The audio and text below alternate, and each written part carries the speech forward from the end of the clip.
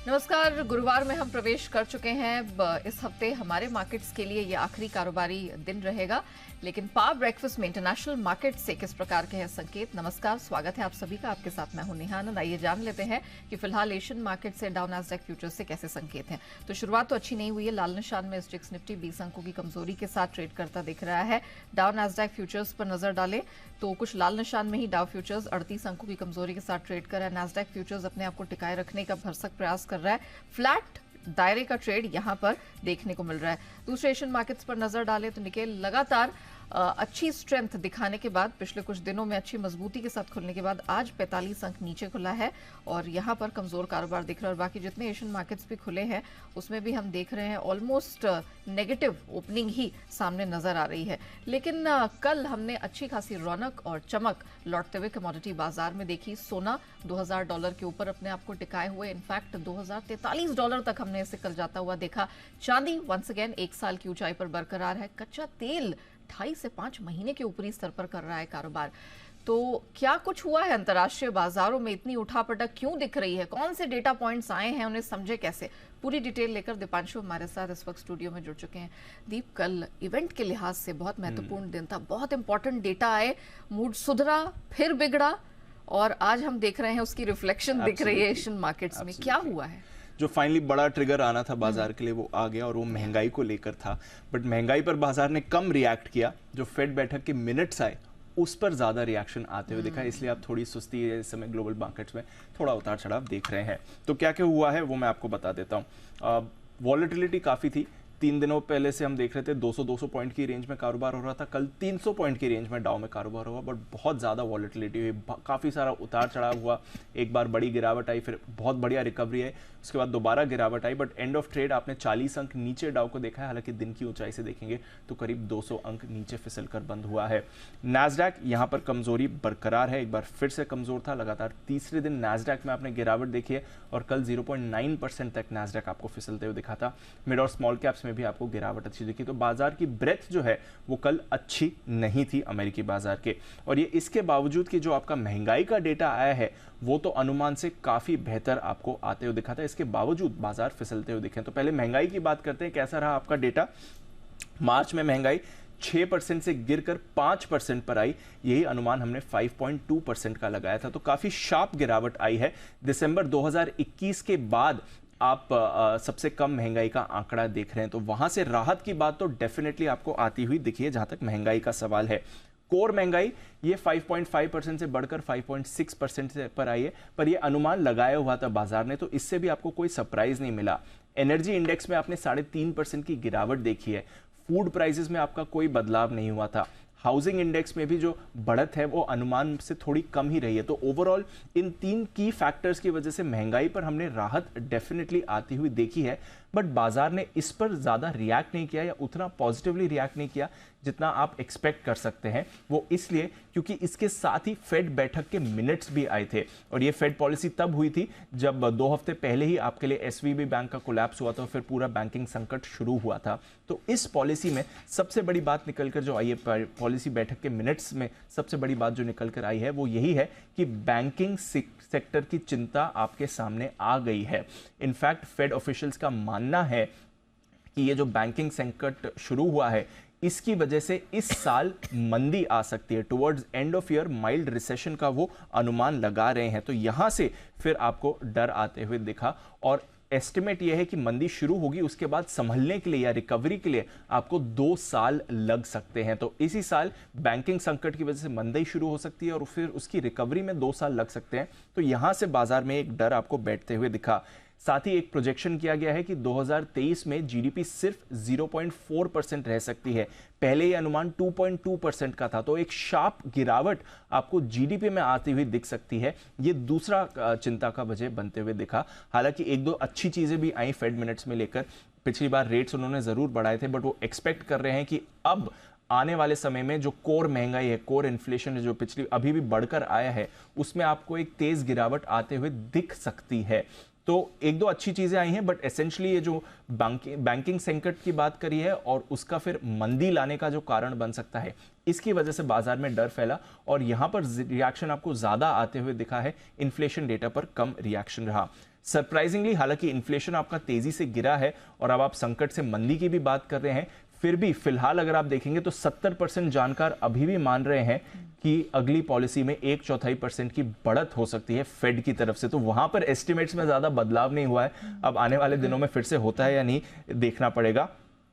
अब बाजार का फोकस प्रोड्यूसर प्राइस इंडेक्स पर आएगा। ये भी एक की मेट्रिक होता है जिससे फेड अपनी पॉलिसी बनाता है। ये डेटा आज आने वाला है तो देखते हैं उस पर क्या आएगा। साथ ही नतीजों का सीजन शुरू हो रहा है। JP Morgan, Wells Fargo, city group, black rock, इनके नतीजे कल आएंगे। ऑफकोर्स हमारे बाजार अब मंडे को इस सब पर रिएक्ट करेंगे क्योंकि कल हम बंद हैं, तो ये भी कुछ इंपॉर्टेंट ट्रिगर्स बन सकते हैं। डेटा के बाद कमोडिटी और करेंसी मार्केट में काफी एक्शन आपने होते हुए देखा। डॉलर इंडेक्स हमने देखा ये एक हफ्ते के निचले स्तर पर आ गया है, 101 के करीब है। सोने में बड़ा उछाल आया, कच्चे तेल में बड़ा उछाल आया। 2.5 महीने की ऊंचाई पर कच्चा तेल $87 पर आ गया है। ब्रेंट सोना जैसे आप बता रही थी 3 साल की ऊंचाई पर आते हुए दिखा, 2040 के पार गया है। चांदी 1 साल की ऊंचाई पर है। कॉपर और जिंक 1 हफ्ते की ऊंचाई पर है। थोड़ा एग्री कमोडिटीज कल फिसले जरूर है। तो एक्शन भरपूर हुआ है। जो डेटा का इंतजार था वो आ गया, पर बाजार ने उस डेटा के बजाय फेड मिनट्स पर ज्यादा रिएक्शन आपको दिया है। क्लियरली आपके वक्तव्य से एक चीज समझ में आ रही है कि डेटा कोई भी निकल कर आए, ये अब बाजार की मर्जी है, उसकी चॉइस है कि वो कहां पर रिएक्ट करता हुआ दिखता है। और एक बार फिर उसका नमूना हमने कल आते हुए अमेरिकी मार्केट में देखा। बहरहाल शुक्रिया आपका दीप हमारे साथ जुड़ने के लिए, वो पूरी डिटेल्स दर्शकों के सामने रखने के लिए, समझाने के लिए।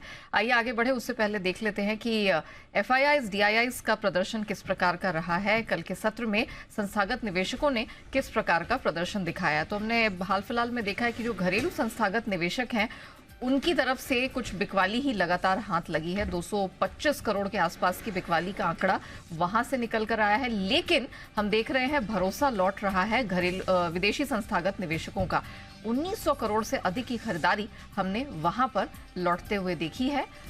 तो इन अ वे कह सकते हैं कि विदेशी संस्थागत निवेशक वापस से लौटते हुए धीरे धीरे सही दिखाई दे रहे। तो मौजूदा ग्लोबल संकेतों के बीच आज हमारे मार्केट्स में आपको क्या रणनीति अपनानी है, इन सब पर बात करने के लिए जी बिजनेस के मैनेजिंग एडिटर अनिल सिंह भी अब हमारे साथ जुड़ चुके हैं।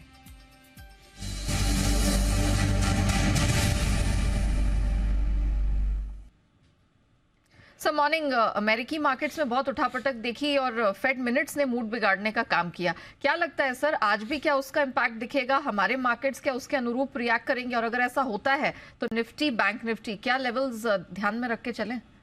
Good morning. देखिए 8 दिनों से लगातार निफ्टी मजबूत बंद हो रहा है। 9 में से 8 दिन बैंक निफ्टी ने मजबूती के साथ क्लोजिंग की है और निफ्टी तो 8 दिनों से हायर हाइज हायर लोज बना रहा है। तो जाहिर सी बात है थोड़ा बहुत कहीं तो करेक्शन होगा और करेक्शन के लिहाज से या थोड़ी सी रुकावट के लिहाज से ये संकेत हैं जो ग्लोबल मार्केट से आए आपके लिए हल्की फुल्की रुकावट के, लेकिन इससे कोई ट्रेंड नहीं बदलता और बाय ऑन डिप्स का जो मार्केट है वो अभी भी बरकरार रहेगा। दूसरी बात एक लंबा वीकेंड भी है और एक वीकली एक्सपायरी भी है, तो इन सब चीजों के चलते हल्की फुल्की प्रॉफिट बुकिंग आज आ सकती है, लेकिन उसमें कोई खास घबराने वाली बात है नहीं। और वो इसलिए है कि आपके पास कुछ अच्छे संकेत भी हैं। एक, भारतीय बाजारों का मोमेंटम बड़ा स्ट्रॉन्ग है। दूसरा ये कि फेड की तरफ से भले ही बैंकिंग सेक्टर को लेकर चिंता के बयान आए हैं, लेकिन ऐसा नहीं कि ये बाजार को पहले से पता नहीं है, काफी हद तक पता है। नहीं तो अगर इतनी चिंता होती तो सिर्फ 100 पॉइंट घटने से काम नहीं चलता, ज्यादा कमजोरी आपको दिख सकती थी। लेकिन ओवरऑल इन सब संकेतों के बीच में और क्योंकि लंबा वीकेंड है तो ट्रेडर्स अपनी पोजीशन थोड़ी सी लंबी इतने लंबे समय के लिए रखना कम भी पसंद करेंगे।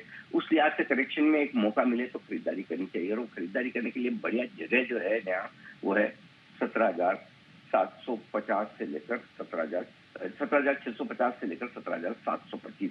ये बहुत ही परफेक्ट रेंज है। अगर इस रेंज में आज बाजार आता है तो यहाँ पर आपको खरीदारी करनी चाहिए। और ऊपरी स्तरों पर 17,875, 17,925 वो रेंज है जहाँ पर आपको प्रॉफिट बुकिंग मुनाफा वसूली आती हुई दिख सकती है। बैंक निफ्टी का जहां तक सवाल है, सपोर्ट नजदीक ही है। 41,275, 41,375 की रेंज में पहली सपोर्ट रेंज है, यहाँ पर ही रुकना चाहिए। और अगर गलती से नीचे आ भी जाए तो 41,000 तो बहुत ही स्ट्रॉन्ग बेस बैंक निफ्टी के लिए बनता हुआ दिखा है, तो उसके नीचे तो आसानी से जाएगा भी नहीं। ऊपरी स्तरों पर 41,775, 41,975 ये हल्की फुल्की रुकावट की रेंज है जहाँ पर आपको इस रेंज में प्रॉफिट बुकिंग आते हुए दिख सकती है। सो ओवरऑल मेरे हिसाब से कोई खास दिक्कत वाली बात बाजार में है नहीं। रेंज बाउंड मार्केट रहना चाहिए। निचले स्तरों पर सपोर्ट लेवल पर आपको खरीदारी भी आती दिखेगी और ऊपरी स्तरों पर अगर रुकावट के लेवल पर पहुंचे तो प्रॉफिट बुकिंग भी होगी। तो दोनों तरफ का ट्रेड रहेगा। थोड़ा सा उतार चढ़ाव एक वीकली एक्सपायरी और लंबे वीकेंड के पहले हल्का सा बढ़ सकता है, वो भी हल्का सा, बहुत ज्यादा नहीं। Alright, thank you so much sir, हमारे दर्शकों को बताने के लिए एग्जैक्टली क्या एक्सपेक्ट करना है और कैसे रणनीति अपनानी। घबराने वाली बात बिल्कुल भी नहीं है, nothing unusual is going to happen. हमारे लिए छोटा हफ्ता है, आज आखिरी कारोबारी दिन है और कल छुट्टी रहेगी हमारे मार्केट्स में, वीकली एक्सपायरी है, थोड़ी सी उतार चढ़ाव दिखेगी लेकिन ऐसे घबराने की बात नहीं है। बाय ऑन डिप्स का मार्केट है, लेवल्स नोट कर लीजिए 17,650 से 725 सपोर्ट बैंड है, खरीदारी करनी है डिप्स पे जब भी मार्केट मिले 17,875 से 925 आज रुकावट वाली रेंज होगी। सिमिलरली बैंक निफ्टी, सर ने क्लियरली कहा है कि 41,000 का एक स्टॉप लॉस है, तगड़ा सपोर्ट बन चुका है, 41,275 375 ये सपोर्ट बैंड है, नीचे मिले तो खरीदारी जरूर कीजिए। अपर बैंड 41,775 975 के पास एक रेजिस्टेंस झेलता हुआ दिखेगा, तो आपको वहां पर मुनाफा वसूल करने से नहीं चूकना चाहिए और कुछ शॉर्टिंग के भी मौके आपको वहां पर मिल सकते हैं। आइए जान लेते हैं कि खबरों के दम पर किन स्टॉक सेक्टर्स में दिखेगा एक्शन। अरमान पूरी डिटेल लेकर हमारे साथ जुड़ चुके हैं। अरमान, मॉर्निंग, रिजल्ट सीजन का आगाज हो चुका है, हमने नंबर्स देखे और आगे भी आने वाले हैं, महत्वपूर्ण ट्रिगर्स कौन से हैं और खबरों के दम पर कहाँ एक्शन है? जी, ट्रिगर्स में नतीजे तो हैं ही सही, जिसमें आप निफ्टी की बात करें तो अगर सबसे पहले इन्फोसिस जो है उनके नतीजे आते हुए दिखेंगे पोस्ट मार्केट। उग्रो कैपिटल, यहाँ पर बोर्ड बैठक में QIP इशू प्राइस पर जो है विचार किया जाएगा। PNB हाउसिंग फाइनेंस, यहाँ पर राइट इशू जो आज से है खुल जाएगा। और इलेक्ट्रॉनिक स्मार्ट की बात करें तो यहाँ पर जो प्री इशू इक्विटी का जो लॉक इन है वो खत्म होता हुआ दिखेगा। फाइनेंस मिनिस्ट्री आज मीटिंग करते हुए दिखेंगे पब्लिक सेक्टर बैंक्स के साथ, और ये जो है वो रिव्यू भी करेंगे कि जो भी प्रोग्रेस है, जहां पर फाइनेंशियल इंक्लूजन स्कीम्स पर जो प्रोग्रेस है उस पर भी रिव्यू किया जाएगा। एक्स डेट है ब्रिटेनिया इंडस्ट्रीज, इंटरिम डिविडेंड है 72 का, और सोम डिस्टिलरीज जहां पर right issue of equity shares है। नतीजों पर आ जाते हैं। नतीजों में सबसे पहले आपको TCS पर ध्यान रखना है, क्योंकि ये अगर जो नतीजे अगर आप देखें तो जो हमारा अनुमान था उससे थोड़े कमजोर आते हुए दिखे हैं। आय लगभग 1.6% के आसपास बढ़कर आई है। डॉलर रेवेन्यू भी देखें तो लगभग 1.7% पर आया है। मार्जिन्स की बात करें तो 24.5% जो थे और लगभग आप सस्टेन ही होते हुए दिखे हैं, हालांकि जो हमारा अनुमान था वो 24.8% के आसपास का था। और अगर आप गाइडेंस की बात करें तो गाइडेंस में ओवरऑल अगर आप सबसे पहले आपको कई सारे जिसमें नतीजे में इसमें आनंद राठी वेल्थ भी है, आनंद राठी वेल्थ में आपको बढ़िया नतीजे दिख रहे हैं ओवरऑल, और कंपनी का जो गाइडेंस है, गाइडेंस भी कंपेरेटिवली काफ़ी बढ़िया आता हुआ दिखा है। खबरों में भारत हेवी इलेक्ट्रिकल्स लिमिटेड, यहाँ पर अगर आप देखें तो उन्होंने जो है BHEL ने अगर आप बात करें तो उन्होंने न्यूक्लियर पावर कॉरपोरेशन जो है उनके साथ MOU किया है, और ये MOU किसके लिए किया है? Pressurised heavy water reactor technology के लिए जो है उन्होंने MOU किया है। AU स्मॉल फाइनेंस बैंक 3 साल के लिए यहाँ पर अगर आप देखें MD और CEO पद पर संजय अग्रवाल जी को फिर से नियुक्त करने पर RBI की मंजूरी मिलती हुई दिखी है। राइट्स लिमिटेड, जैसा कि अगर आप देखें रेलवे स्टॉक के लिए लगातार ऑर्डर विन्स आते हुए जा रहे हैं। राइट्स लिमिटेड, इनको लगभग 72 करोड़ का एक ऑर्डर मिला है और ये कंसल्टेंसी कारोबार के लिए इनको ऑर्डर मिलता हुआ दिखा है। रेल विकास निगम RVNL की बात करें तो यहाँ पर भी इनको लगभग 63 करोड़ का जो है कि इनको LOA मिलता हुआ दिखा है। वर्धमान स्पेशल स्टील्स बोर्ड बैठक में 1:1 रेशियो के बोनस शेयर जारी करने की जो है मंजूरी मिलती हुई दिखी है। और अंत में वरुण बेवरेजेस पर बात करें तो 2 मई को बोर्ड बैठक में नतीजों के साथ साथ शेयर विभाजन पर जो है विचार किया जाएगा। चलिए, तो ये वो खबरें जिनके दम पर इन चुनिंदा स्टॉक सेक्टर्स में दिखेगा एक्शन, और आपको भी एक्शन मिस नहीं करना है क्योंकि यही होंगे कमाई के मौके। शुक्रिया अरमान, वो पूरी डिटेल दर्शकों के सामने रखने के लिए। आइए जान लेते हैं कि बाजार पर एक्सपर्ट्स की क्या राय बन रही है, कहाँ वीकली एक्सपायरी कटते देख रहे हैं और किन शेयरों पर या किन सेक्टर्स पर है उनका फोकस। इस सब पर बात करने के लिए आनंद राठी शेयर्स के मेहुल कुठारी हमारे साथ शो में शामिल हो चुके हैं। मेहुल जी, मॉर्निंग, बहुत स्वागत है। पहले तो बता दीजिए वीकली एक्सपायरी कहाँ कटती हुई दिखाई दे रही है? हमारे लिए ट्रंकेटेड वीक है, कल छुट्टी है, तो करना क्या है निफ्टी बैंक निफ्टी में आज? Good morning Neha ji. देखिए 17,800 जबकि आ गया है निफ्टी में, अब हमें लगता है कि यहाँ पर जो 100-200 पॉइंट की अगर एक्सटेंडेड रैली भी आती है तो थोड़ा उसमें कॉशियस रहना चाहिए, कहीं से भी प्रॉफिट बुकिंग आ सकती है। वो टॉप कहाँ बनेगा या टेम्पररी टॉप कहाँ बनेगा ये कहना थोड़ा सा मुश्किल होता है, बट यहाँ पर हमें प्रिपेयर रहना है प्रॉफिट बुकिंग के लिए। तो आज की जो एक्सपायरी है मैं समझता हूँ थोड़ा बहुत सॉफ्टनेस रह सकता है उसमें, बिकॉज एक तो फ्राइडे हम कल ट्रेड नहीं कर रहे और ऑलरेडी थोड़ा बहुत मार्केट हैवी हो गया है। तो आज की मेरे पास एक ट्रेड है Neha ji Nifty bank Nifty के लिए, तो आज की एक्सपायरी को थोड़ा सा अवॉइड करना चाहिए, प्रॉफिट बुकिंग आ सकती है। बट अगली जो एक्सपायरी है 20 अप्रैल की, उसका पुट ऑप्शन 41,000 का पुट ऑप्शन बैंक निफ्टी में बाय करना चाहिए। तकरीबन 100-120 के पास वो क्लोज हुआ है। स्टॉप लॉस 20 रुपए का लगा लीजिए, ज्यादा नहीं। और अपसाइड में मुझे लगता है ये डबल या ट्रिपल हो सकता है। 250 से 300 के टारगेट्स इसमें देखने को मिल सकते हैं। बैंक निफ्टी का 41,000 का पुट 20 एक्सपायरी का 100 रुपए के करीब लीजिए। स्टॉप लॉस 20 और टारगेट 250 से 300 का। निफ्टी में कोई रणनीति नहीं है, आप उसे अवॉइड करने को और प्रॉफिट बुक करने को कह रहे हैं, इज दैट राइट? जी हाँ Okay. और देखिए दोनों में ही प्रॉफिट बुकिंग आ सकती है आने वाले वीक में, बट बैंक निफ्टी जो है थोड़ा सा हाई बीटा है, तो उसमें जो अगर फॉल आता है तो थोड़ा सा बड़ा या एक्सटेंडेड आ सकता है। निफ्टी में अगर डिप आती है तो 17,500 या 17,450 तक की डिप देखी जा सकती है। मैं दर्शकों की सहूलियत के लिए रिपीट कर देती हूँ, आज प्रॉफिट बुकिंग वाला दिन होगा, ऐसा मेहुल मान के चल रहे हैं। बैंक निफ्टी पर आप फोकस करके चलिए, 20 अप्रैल ये जो अगली एक्सपायरी होगी उस पर आप फोकस करके चलिए, अगले हफ्ते की एक्सपायरी पर 41,000 की पुट 100-120 के पास जहां क्लोजिंग हुई है वहां पर लेने की रेकमेंडेशन है। 20 का स्टॉप लॉस लगाइए, 250 से 300 तक का टारगेट दिखेगा। तो 41,000 की पुट 20 अप्रैल की आपको 120 के पास लेनी है, 250 से 300 के टारगेट के लिए। तो वो स्ट्रैटेजी आपकी स्क्रीन पर। अच्छा, ये तो बात हो गई निफ्टी बैंक निफ्टी की, लेकिन कल हमने जबरदस्त प्रदर्शन आता हुआ देखा। Pharma, diagnostics, health care, IT, realty, her space से अधिकतर हमने देखा स्ट्रेंथ दिखी है। तो आपकी किस सेक्टर पर नजर रहेगी? कोई चुनिंदा स्टॉक्स हैं आपके दिमाग में? नेहा जी देखिए, जो फार्मा की रैली है वो थोड़ी सी कुछ स्टॉक्स ऐसे जिसमें अभी बाइंग अपॉर्चुनिटी बची नहीं है बिकॉज ऑलरेडी चल गए हैं, तो फार्मा की रैली कंटिन्यू हो सकती है, बट उसमें फ्रेश एंट्री कहीं पे भी नहीं मिल रही। और जो मैं सेक्टर की बात कर रहा हूँ आज, वो है थोड़ा सा अनऑर्थोडॉक्स है, लेकिन वो ही सेक्टर आजकल चल रहा है, यानी कि ऑयल एंड गैस। तो मेरे आज के जो 2 पिक्स हैं वो ऑयल एंड गैस सेक्टर से ही है। तो जरा बताइए कौन से पिक्स हैं आपके? देखिए, पहला तो है गेल इंडिया। ये शायद हमने मंडे को डिस्कस भी किया था। फ्रेश ब्रेकआउट आ चुका है इसमें डेली चार्ट पर 108 109 के करीब ये ट्रेड कर रहा है। इनफैक्ट 110 के ऊपर ये जाएगा तो और बड़ा मूव आ सकता है।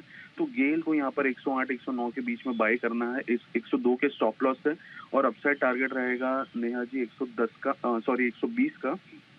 दूसरा मेरा थोड़ा सा अलग काउंटर है, वो है कोल इंडिया। कोल इंडिया ऐसे मार्केट में भी एक ब्रेकआउट आया है। कल के सेशन में हमने देखा 225 के ऊपर वो ब्रेकआउट जोन था, वो ब्रेकआउट आ गया। तो 227 के पास ये क्लोज हुआ है। 222 के स्टॉप लॉस से इसको बाय करना है।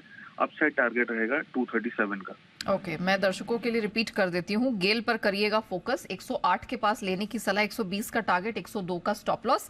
कोल इंडिया 227 के पास जो कि इसका क्लोजिंग लेवल है वहां पर लेने की कोशिश करिए। 222 का यानी कि 5 रुपए नीचे का स्टॉप लॉस होगा। 237 तक ऊपर ये जाता दिख सकता है। अच्छा, मेहुल जी मुझे जरा बताइए आईटी स्पेस, क्योंकि अब नतीजे आने लगे हैं। टीसीएस ने कुछ अनुमान से कमजोर नतीजे पेश किए हैं। आज इन्फी के नंबर्स पर बाजार की नजर होगी। आईटी स्पेस को कैसे प्ले करना है, वहां पर कौन से स्टॉक्स ध्यान में रखें? नेहा जी देखिए, आईटी स्पेस कैसा है कि रिजल्ट स्पेसिफिक हो गया है। तो मेरे हिसाब से तो जो हाई रिस्क को अवॉइड करना चाहते हैं, जो एग्रेसिव ट्रेडर्स नहीं है, तो उनको तो शायद अवॉइड ही करना चाहिए सेक्टर, बिकॉज बाकी सारे सेक्टर में और भी जूस बचा है। मिड कैप स्मॉल कैप्स में भी बहुत सारा अभी जूस बचा है। थोड़ी बहुत रैली आ सकती है, ऑल्दो मैं इंडेक्स में कह रहा हूँ कि प्रॉफिट बुकिंग हो सकती है, बट इंडिविजुअल स्टॉक जो ब्रॉडर मार्केट्स पर ज्यादा फोकस होना चाहिए बगैर इंस्टेड ऑफ आईटी। लेकिन आईटी में एक जो नाम है वो मुझे अच्छा लगता है, वो है टेक महिंद्रा। टेक महिंद्रा आई फील यहाँ से और थोड़ा बहुत अपसाइड देखा जा सकता है, बिकॉज रिजल्ट से पहले, ये रिजल्ट सीजन से पहले उसने आउट परफॉर्म किया था। अब थोड़ा कंसोलिडेट करा, तो उसमें डेंजर यानी कि गिरावट थोड़ी सी कम दिखती है मुझे टेक महिंद्रा में, इनकेस अगर कुछ होता है तो, और अपसाइड थोड़ा ज्यादा दिखता है। तो टेक महिंद्रा एक स्टॉक ऐसा रहेगा आईटी में से जिस पर हमारा फोकस रहेगा। जिनकी पोजीशन है वो कितने तक के लिए होल्ड करें? यहाँ से तकरीबन नेहा जी 5-7% तक तो इसको रखना चाहिए, बिकॉज मैं अगर जहाँ तक मुझे याद है कि रिसेंटली जो हाई था वो तकरीबन 1150-1200 के आसपास था, तो एटलीस्ट वहां तक की अपसाइड तो देखने को मिल सकती है। तो ये एक्चुअली ब्रेकआउट जोन के पास है। एक रेंज है 1110 का अभी का क्लोजिंग है, और 1120 के आसपास की एक रेंज है। वो अगर निकलता है तो 1150 के ऊपर जो रिसेंट हाई था वहां तक का अपसाइड यानी कि 5-6% का अपसाइड और देखा जा सकता है। तो बने रहिए। नीचे में बेस बहुत स्ट्रांग है, 1060 के आसपास बहुत ही स्ट्रांग बेस बनाया है टेक महिंद्रा ने। ओके, चलिए, तो आईटी स्पेस वैसे तो काफी न्यूज ड्रिवन हो गया और नंबर्स आ रहे हैं, वैसे ये रिएक्ट करता हुआ दिखाई देगा, लेकिन टेक महिंद्रा बहुत बेहतरीन परफॉर्मेंस पिछले कुछ समय से रहा है, ये कुछ और जारी रह सकता है। 5 से 7% की स्ट्रेंथ करंट लेवल से और दिख रही है। 1060 के पास सपोर्ट अच्छा बन गया, तो अगर आपके पास पोजीशन है थोड़ा और होल्ड करके आप चल सकते हैं। 1150 एंड इवेंचुअली 1200 जो इसके लेटेस्ट हाइस थे उसको एक बार फिर से छूता हुआ, अटेम्प्ट करता हुआ ये नजर आ सकता है। थैंक यू मेहुल जी हमारे साथ जुड़ने के लिए, बताने के लिए कि आज इक्विटी मार्केट को किस प्रकार से प्ले करना है। लेकिन एक्शन भरपूर है कमोडिटी बाजार में, इस पर बात करेंगे। IIFL सिक्योरिटीज के अनुज गुप्ता हमारे साथ अब जुड़ चुके हैं। अनुज, मॉर्निंग, बहुत स्वागत है। काफी समय के लल के बाद, रेंज में घूमने के बाद हमने कल एक अच्छा एक्शन टुवर्ड्स इवनिंग आता हुआ देखा। कच्चे तेल पे पहले करते हैं फोकस। 6800 के पार घरेलू बाजार में निकल गया है, क्या लग रहा है और यहां से स्ट्रेंथ दिखेगी? Neha ji good morning. देखिए बिल्कुल ही जब से ओपेक मेंबर ने अपना प्रोडक्शन कट किया है तभी से ही एक पॉजिटिव ट्रेंड इसमें आता हुआ दिखाई दिया। हालांकि कल इन्वेंट्री थोड़ी सी बढ़कर आई है क्रूड की, बट उसके बावजूद भी हमने एक अच्छी रिकवरी क्रूड में देखी, क्योंकि डॉलर इंडेक्स यहाँ पे इंपॉर्टेंट रोल प्ले किया है। कल जो यूएस के डेटा आए थे वो भी थोड़े से खराब डेटा आए थे, उससे डॉलर इंडेक्स में गिरावट देखने को मिली और अब डॉलर इंडेक्स 101.50 के आसपास आ गया है। तो कहीं ना कहीं उससे काफी हद तक एक सपोर्टिव बाइंग हमने अक्रॉस द कमोडिटी देखी है। तो क्रूड के अंदर कंटिन्यूस सब तेजी का ट्रेंड आते हुए दिखा है। $87 ब्रेंट में आते हुए दिखे हैं, जो कि हमें लग रहा है कि जल्दी ही $90 के लेवल को टेस्ट कर सकते हैं। स्ट्रेटेजी वाइज MCX में करीबन 6750 में खरीदारी करें, 6550 का स्टॉप लॉस लगाएं, टारगेट 7000 तक लग रहा है कि देखने को मिल सकते हैं। तो क्रूड के अंदर हमें लग रहा है कि बाउंस बैक रहेगा और प्राइस जल्दी ही $90 के लेवल को टेस्ट कर सकते हैं। मैं चाहूंगी एक बार स्ट्रैटेजी रिपीट करिए। 6750 के पास खरीदना है और स्टॉप लॉस कितना? 6550 का स्टॉप लॉस रहेगा, 7000 का टारगेट रहेगा। ओके, चलिए, तो 6750 पे खरीदारी करनी है, 6550 का यानी कि 6550 का स्टॉप लॉस और 7000 तक ऊपर ये जाते हुए दिखाई दे रहा है। ऑलरेडी ब्रेंट हमने देखा है 2.5 महीने की और WTI 5 महीने की ऊंचाई पर है। गोल्ड में क्या करना है? $2043 कल ऊपर छुआ, विच इज अगस्त 2020 के बाद वो लेवल्स हमें दिखे हैं। हमारे मार्केट में आज क्या करना है, सोने में और चांदी में? देखिए नेहा जी, डॉलर इंडेक्स में की वजह से ही गोल्ड में एक अच्छा मोमेंटम रहा है। अगर हम देखें तो अब गोल्ड इंटरनेशनली भी $2000 के ऊपर सस्टेन करता हुआ दिख रहा है, करीबन $2018 के लेवल चल रहे हैं। और MCX में तो एक अच्छी तेजी बनी हुई है, करीबन 60,600 के लेवल हम देख रहे हैं। तो यहाँ पर भी खरीदारी की सलाह रहेगी। कल जो डेटा आया था उससे काफी हद तक एक save and demand gold silver में निकल कर आ रही है, तो उससे हमें लग रहा है कि अभी भी जो मोमेंटम है वो जारी रहेगा। हालांकि भारत में अब अक्षय तृतीया है नेक्स्ट वीक में, तो उससे भी काफी हद तक सपोर्ट रहेगा। तो खरीदारी की सलाह है, गोल्ड में करीबन 60,500 में खरीदारी करें, 60,200 का स्टॉप लॉस लगाएं, टारगेट करीबन 60,850 और इंटरनेशनल मार्केट में $2030 तक के लेवल इंट्राडे में देखने को मिल सकते हैं। ऑलराइट, और चांदी पे क्या रणनीति अपनाएं? 76,000 के छूने के बाद फिर थोड़ा कूल ऑफ होके नीचे बंद हुआ है, तो आज क्या करना है? देखिए चांदी अगर आप देखेंगे तो $25.5 चल रही है इंटरनेशनल मार्केट में, जो कि करीबन अगर देखें तो 32 महीने की हाइस पे एक तरीके से प्राइस आता हुआ दिखा है। तो सिल्वर में भी खरीदारी का ट्रेड रहेगा। MCX में 75,400 के आसपास खरीदारी करें, 74,750 का स्टॉप लॉस लगाएं, टारगेट 77,000 तक देखने को मिल सकता है। और हमें लग रहा है कि $26 तक के लेवल सिल्वर में देखने को मिलेंगे। $26 एक रेजिस्टेंस है, अगर वो ब्रेक होता है तो फिर 27 से लेकर $29 तक के लिए रूम ओपन होता हुआ दिखाई देगा और वहाँ पर एक अच्छी हम तेजी जो कि एक्सपेक्ट कर रहे हैं कि 78,000 तक के लेवल चांदी में देखे जा सकते हैं। तो यहाँ पर भी पॉजिटिव बायस है और खरीदारी की सलाह है। ओके, चलिए, तो वो दोनों जो स्ट्रैटेजीज हैं आपकी स्क्रीन पर है। 60,200 के स्टॉप लॉस के साथ 60,850 प्ले करना है। गोल्ड में खरीदारी बनती है और चांदी में भी यही रणनीति अपनानी है। ऑलमोस्ट 3 साल के हाईस पर चांदी घरेलू बाजार में 77 एंड इवेंचुअली 78,000 तक का लेवल यहाँ पर बनता दिखाई दे रहा है। 74,750 का स्टॉप लॉस लगाना। थैंक यू अनुज जी हमारे साथ जुड़ने के लिए, बताने के लिए कि बुलियन और कच्चे तेल में क्या रणनीति अपनाई जा सकती है। बढ़ते हैं आगे FIR यानी FI इन्वेस्टमेंट रिपोर्ट्स की तरफ।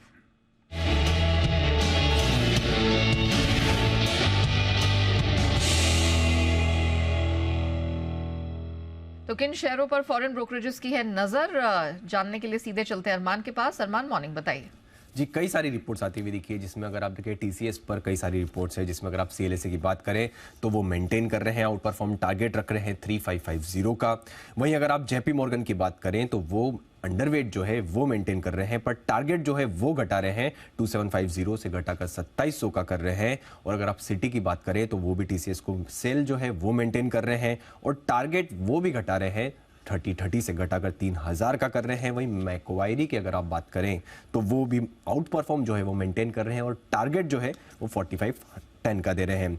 अब मॉर्गन स्टैनली की देखें तो ऑयल एंड गैस स्पेस में कई सारे स्टॉक्स हैं जहां पर उनकी जो रिपोर्ट्स हैं वो दिखी है आपको। सबसे पहले अगर आप बात करें HPCL, वहां पर उन्होंने डाउनग्रेड किया है, जो इक्वल वेट है उससे अंडर वेट में, और टारगेट भी घटाया है, 254 से घटाकर 220 कर दिया है। वहीं BPCL पर वो ओवरवेट तो मेंटेन कर रहे हैं, पर टारगेट वहां पर भी थोड़ा सा उन्होंने घटाया है, थोड़ा नहीं बल्कि लगभग देखेंगे अच्छा खासा घटाया है, 440 से घटाकर 390 कर दिया है। ONGC पे वहां पर भी ओवरवेट जो है वो मेंटेन कर रहे हैं, पर टारगेट यहां पर बढ़ाया है, 199 से बढ़ाकर अगर आप देखें 218 कर दिया है। गेल में यहां पर भी ओवरवेट जो है वो तो मेंटेन है, और टारगेट यहां पर भी बढ़ाया है, 124 से बढ़ाकर 135 कर दिया है। पेट्रोनेट LNG की बात करें तो वहां पर उन्होंने अपग्रेड किया है इक्वल वेट से, जो अंडरवेट था, और टारगेट भी यहां पर बढ़ाया है, 219 से बढ़ाकर 235 कर दिया है।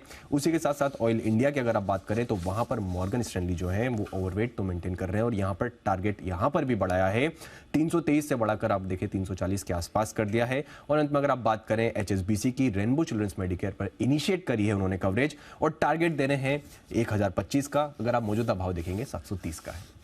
चलिए, तो ये वो स्टॉक्स हैं, सेक्टर्स हैं, और तेल एंड गैस, इस पर आज खास फोकस फॉरेन ब्रोकरेजेस का रहा है, तो नजर हमारी भी यहाँ पर रहेगी। अरमान, थैंक यू सो मच वो पूरी डिटेल दर्शकों के सामने रखने के लिए।